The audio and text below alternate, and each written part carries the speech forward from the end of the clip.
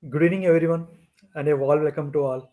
I'm Dr. Madhukiran, Academic Head, Department of Emergency Medicine, Yashoda Hospital, Somajgoda, and I will be your moderator for today's session, conducted by Yashoda Hospitals in collaboration with SEMI.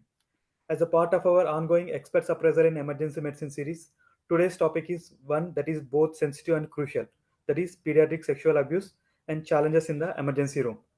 As emergency physician, we are often the first responders in such cases. Managing them demands not only clinical skills but also sensitive awareness of legal protocols and compassionate communication. We are truly privileged to have with us esteemed expert Dr. Ajay Mishra, consultant and head of the Department of Emergency Medicine at Narayana Health, Raipur, and he is the national president of SEMI. And Dr. Mishra brings immense experience in clinical emergency care, academic training, and leadership. And we are fortunate to have him share his insight with us this evening. Before we begin, a quick note to all participants. If you have any questions or comments, please feel free to post them in the chat box during the talk, or you may raise them directly at the end of the session during the discussion. With that, let's begin.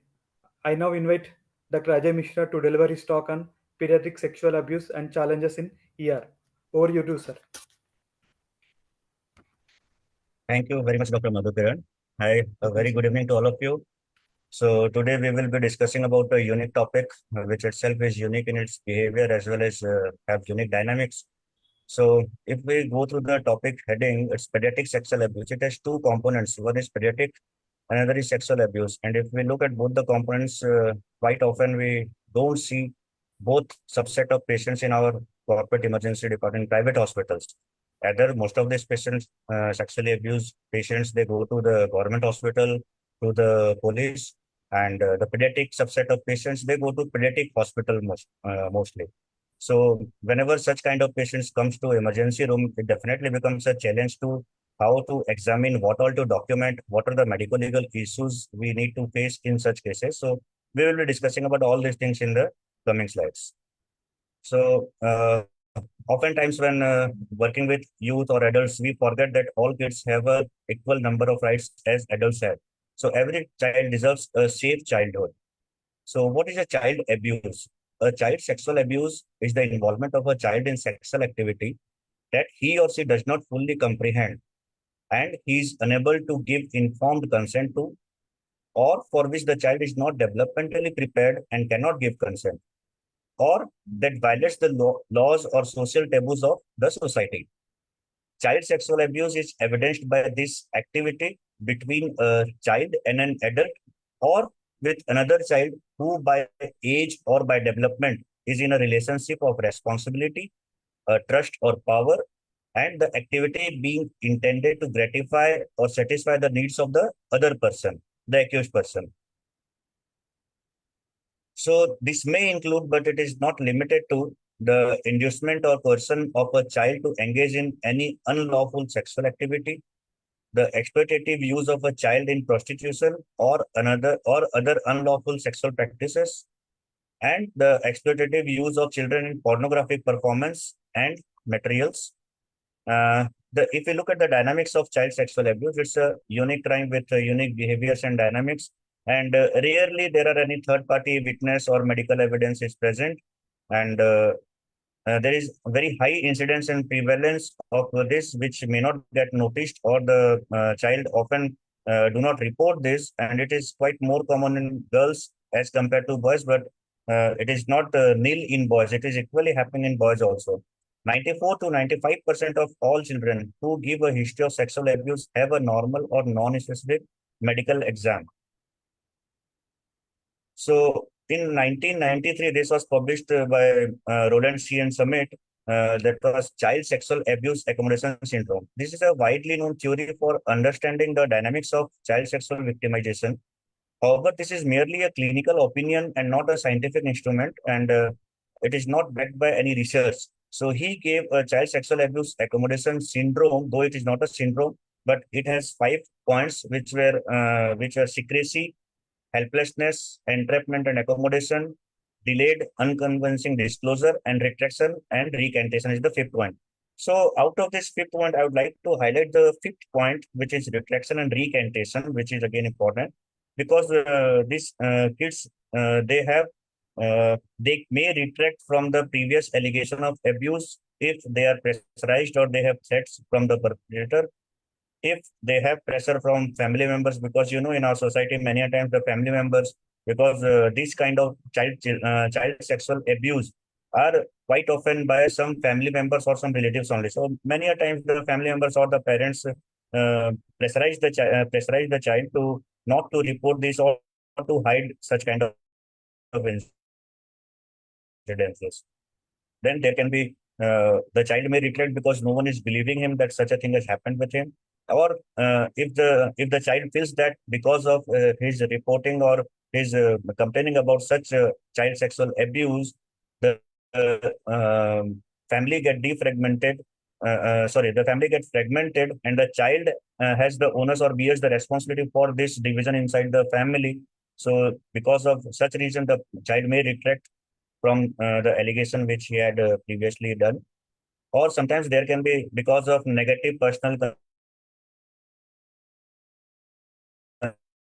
consequence, or sometimes the child is afraid of the investigative process which the police and the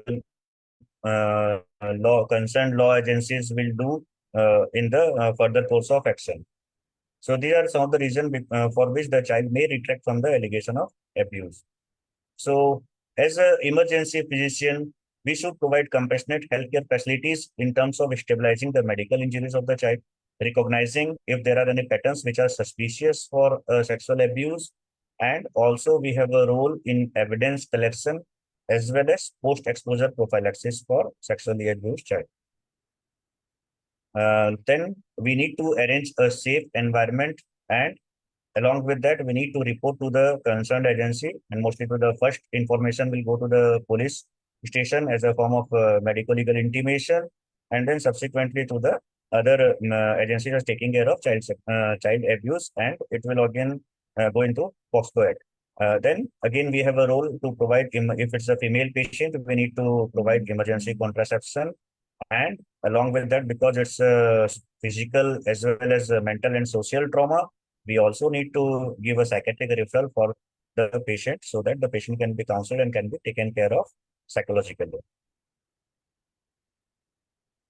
Uh, for medical legal purpose, we need to do certain extent of forensic examination, which we'll be discussing further, and try to collect the evidence as much as possible.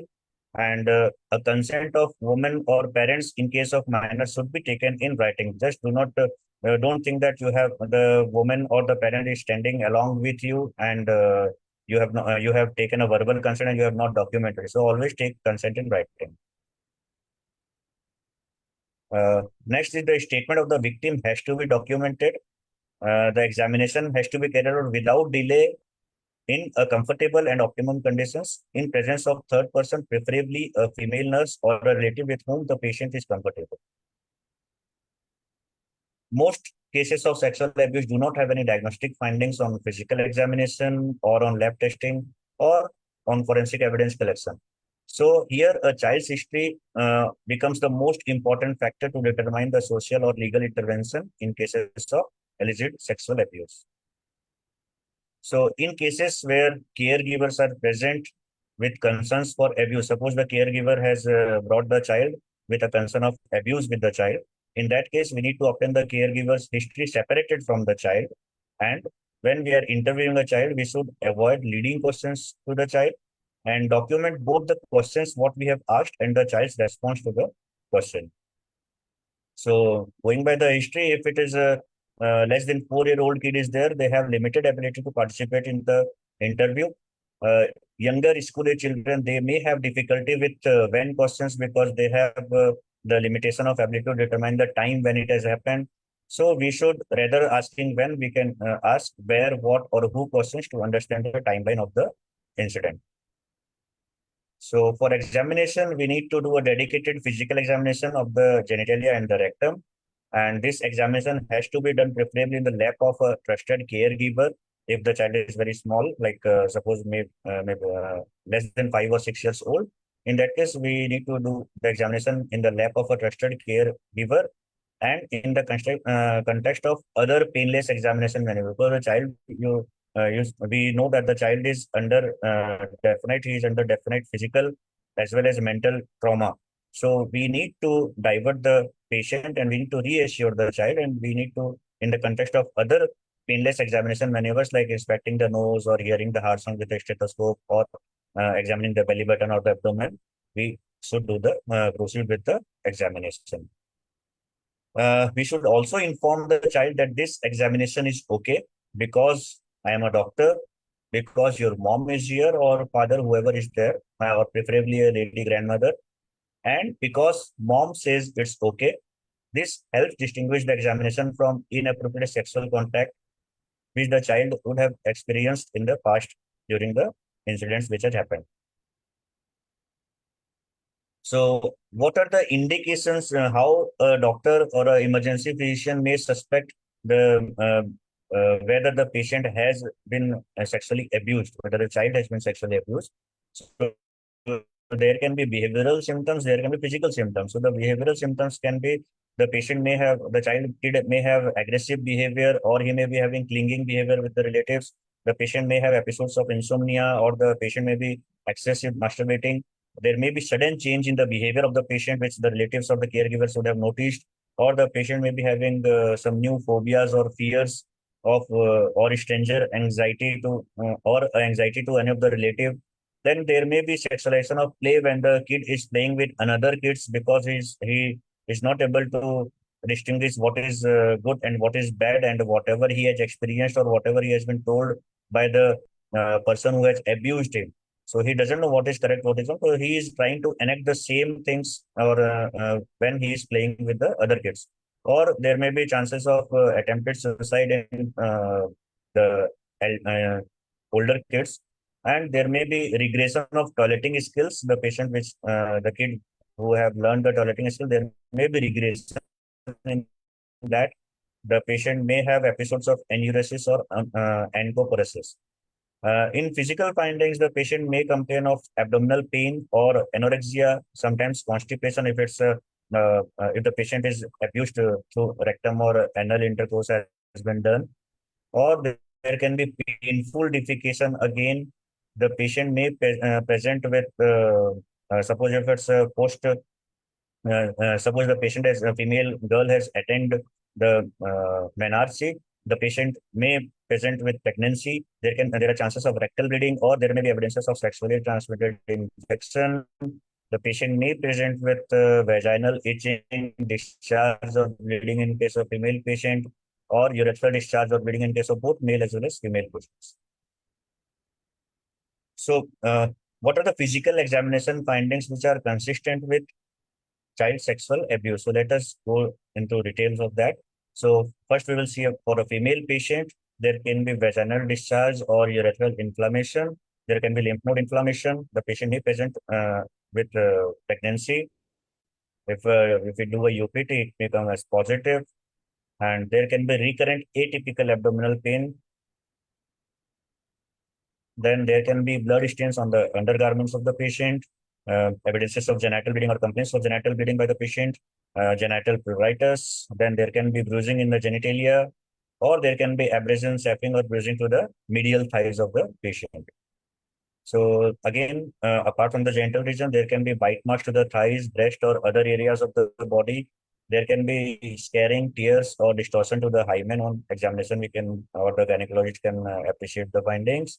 Or there can be injury to or scarring of the fossa navigularis or the posterior forceps. As well, there can be scars or tearing of the labia minora as well. Whereas in case of male patient, there can be abrasion or bruising to the genital region, anus, or back of the body. There can be complaints of penile discharge, or complaint of painful urination or swelling in the penis. There can be bite marks to the genital region, anus, or back, or any part of the body it may be present, but these are the common parts where the bite marks may be present. And there are a few findings which are common to both male and female patients, like bruises, scars, or anal tears, tears to the labial frenulum or palatal petache in case of um oral involvement of in the sexual activity. There can be evidences of sexually transmitted disease or enuresis or encopresis. So encopresis is nothing but it's fecal incontinence, which is defined as the involuntary passage of stool into inappropriate places such as the underwear in children older than 4 years of age when they have undergone training about the toileting skills.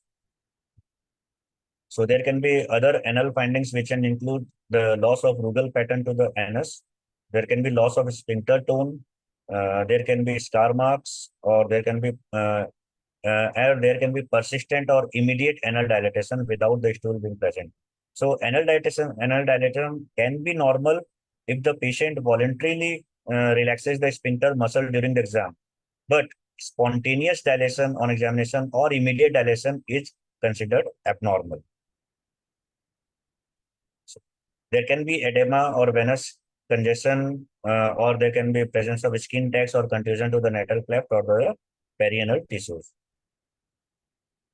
So, what all and how we need to do the documentation for child sexual abuse or a suspected child abuse cases.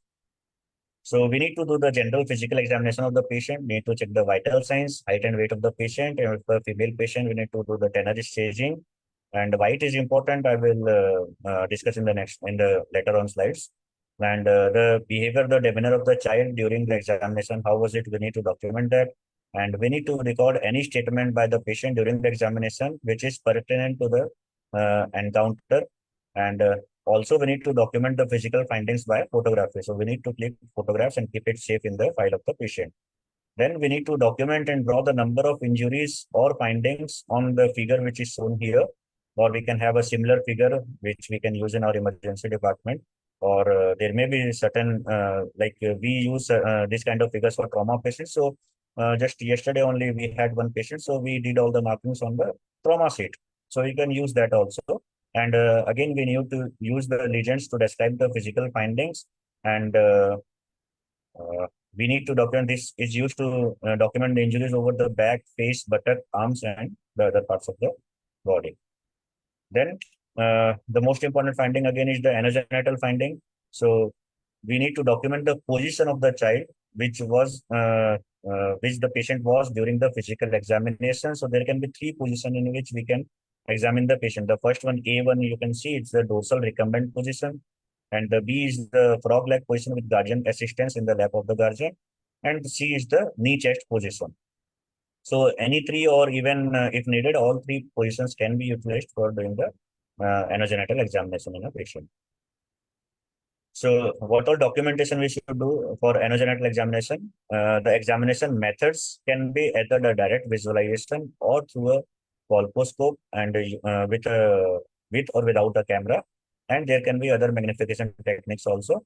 So for general examination, general documentation, we need to, in case of female, we need to document the examination position and method, then examination and describe if there is any separation or traction was used during the examination, or if there is any dye or like toluene blue was used when we had done the examination. We need to document the following structures like the clitoris, labia majora, clitoral hood, labia minora, fossa navicularis, posterior forceps, periurethral meatus, and hymen as well as vagina. So any findings, any uh, injuries in all these parts of the anogenital region has to be documented properly. In case of male patient, we need to document all the findings to the penis, and we also need to mention whether the patient was circumcised, and whether any urethral discharge was present or any injury was present to the urethral meatus, and what any injuries or marks over the gland shaft of the penis or to the scrotum or to the testis. In case of anal examination, in case of male as well as female, we again need to document the examination position, the examination method, like whether any traction was used, and whether any dye like toluene blue dye was used to examine or to collect any samples. And then we need to document any findings or injury marks over the buttocks, perianal skin, anal folds, and again we also need to document the anal dilatation. As I told, if it is persistent or immediate, then it is abnormal. And if it is after the patient is doing it voluntarily while doing examination by relaxing his sphincter muscle, it is considered as normal. And we also need to record the actual time to dilatation. Then document if there is any stool is present in the ampulla. It may be helpful to have the patient defecate and re-examine the patient to get the exact findings. It is also possible that further invasive procedure may be required, like anoscopy, vaginoscopy, or a speculum examination under anesthesia, if we are suspecting injuries to any deeper structures. Uh, as I told, we need to document the tenor staging also in a pre-adolescent girl or a young girl, because or also in case of boy, the physical mature, because they may mature at the time of the trial. You know, in Indian system, how many years it takes for the law to come to the conclusion and this. So by the time the case is going on and by the time the trial is going on and the judgment is being passed, there may be physical changes in the body of the boy or the girl. So at the time of examination, we need to document all those things. And if it is possible, then we also need to do a photo documentation, like document the use of for colposcope, still photographs of the injuries or the other marks which we are getting, or video for attainment of photo documentation of findings. So also we need to specify the body area of the pictures which we have taken, because as I told, the physical appearance of the body may change later on. It may be difficult to find out body part which is there in the picture. So uh, along with the examination finding, we need to document the names of persons which were present during the examination, along with the signature and medical registration number if it is available. Then also the credentials of the examining doctors and the telephone number, as well as if there is any chaperone was present during the examination, we need to mention that also. And definitely many hospitals, they have their own chaperone policy. So I would suggest that a chaperone must be present while doing any examination on a child who is sexually abused or suspected to be sexually abused. Then while handing over the document, we need to take the signature and identification of the officer who has received the samples and the documents. And for discharge information, we need to the minor should be discharged under the care of the guardian, and the telephone number has to be mentioned. And remember, as per the postcode, we cannot display or show the name of the child anywhere in cases of suspected sexual abuse. So what all evidence we need to submit to the forensic lab or to the police so that they can take it to the forensic lab. Uh, the documents include the clothing. If there was any foreign body on the material, including any blood, dried secretion, any fiber or loose hairs, any vegetation, soil or debris. Then, if we have collected a swab for suspected semen, then swab for suspected saliva, or swabs from areas denoted positive by alternate light source. So those are some of the advanced examination which has to be done by the forensic, sometimes by the forensic team or by a gynecologist. Then also, if it is available, or if we need to check the fingernail scrapings, the matted hair cuttings, the pubic hair combing and brushing has to be done, and then feminine hygiene products, if it is there, has to be collected as a sample. Then also we need to document the oral or genital samples from the following regions, like oral, vaginal, vulvar, vestibule, cervical, anal, and penile region. So what are the diagnostic investigation which we should send? So as per the general medical condition of the patient, we should individualize the investigation. In case of female patient, as a rule, what we have learned, 6 to 66, we used to send like a UPT. We used to do a UPT. So there are other, we can do a pregnancy testing in patients, female patients who are suspected of a sexual abuse, or there we can send a beta ECG or can do a ultrasound also to rule out the pregnancy. And this has to be done because we're doing it for a minor. This has to be done uh, with the consent, written consent of the parents or the legal guardians. Then again, we need to check, do individual testing for sexually transmitted infection, as well as sexually transmitted viral infection and syphilis testing. Uh, Emergency management is mostly time dependent, and if there is any ABC is compromised, that has to be treated first in the patient, and uh, evidence collection has to be done as soon as possible.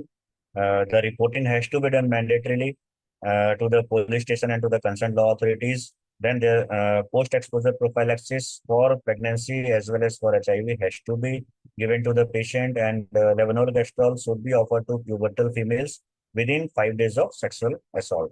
And if you have any doubt, you can always consult a gynecologist immediately and prescribe the medicines accordingly. Uh, Prophylaxis or empirical treatment for sexually transmitted disease may be offered to pubertal children, but it should be deferred for pre-pubertal children because there are two things. First is pre-pubertal children are there are very less chances of sexually transmitted infection in pre-pubertal children. And the second thing is if the patient is given prophylactic drug medicines for this prophylactic treatment for this, and the patient doesn't suppose he has been sexually abused, then if the patient develops sexually transmitted infection, then such cases should be investigated for child abuse. So if you have given a prophylactic treatment in pubertal children, the patient may not get this infection. So it is not like to uh, get the evidence of infection, but it is not indicated because usually they don't have sexually transmitted, they don't get acquired the sexually transmitted infection. So again, in India, we have POCSO Act, the Protection of Children from Sexual Offences Act, which was passed in 2012 on 22nd May by the Lok Sabha. So various child-friendly procedures were put in place at various stages of the judicial process for reporting the crime, recording of evidence, investigation and trial of offenses in this act. So as I told, disclosing the name of the child in the media is a punishable offense and punishable by up to 1 year. So the law provides for relief and rehabilitation of the child as soon as the complaint is made to the special juvenile police unit or to the local police. So if you don't have contact with the juvenile police, you can always contact the local police, and further they can escalate the matter to the juvenile police unit.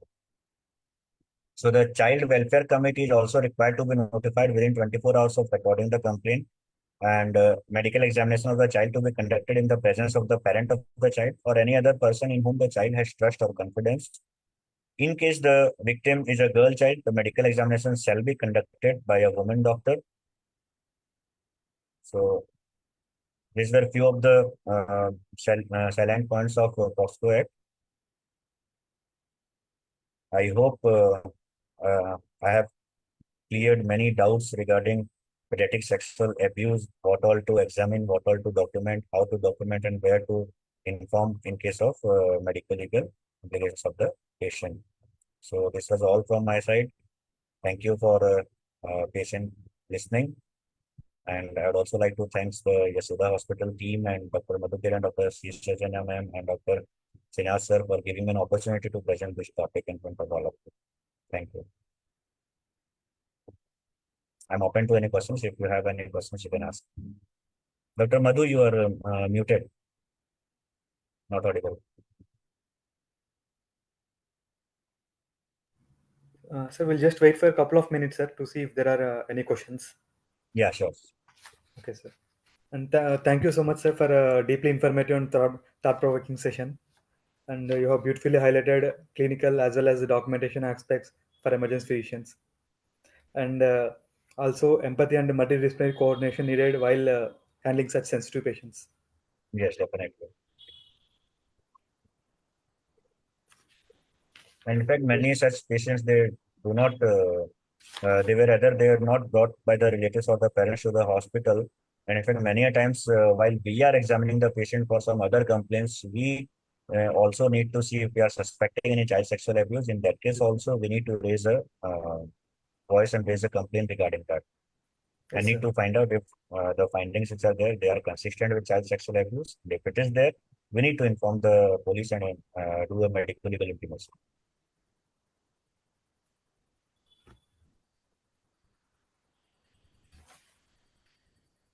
So, Dr. Madhu, just before Okay, sir. we get any other questions, I think I'll discuss with you whether you had encountered any such case in your clinical practice. Yes, sir. Actually, when I was working as a consultant in Mane, sir, so Mhm. one 12 years old child, so she was bought by her mother. So but it was some relation and like some guy who is elder, 10 years elder to her. So he is abusing her sexually. So one day her mother came to know and she brought her here to the hospital. So actually we have involved the gynecologist, sir. She is like 12 years old. And Okay. our female consultant, she accompanied a patient during the examination and we have made the MLC and we involved the police people also, sir. So that is the only incident actually so far I have encountered. That is the during our early days actually.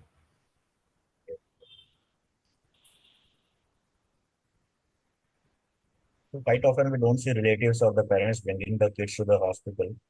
And in fact, I have seen three, four cases where the kids have presented a minor.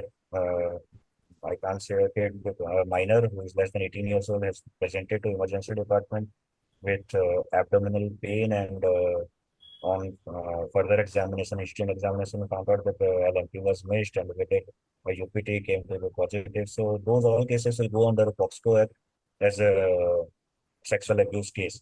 So those Yes, has also to be reported to the police. Even if the kid, the minor or the person who has brought them, they want or not, we have to report MLC in such cases. yes, sir.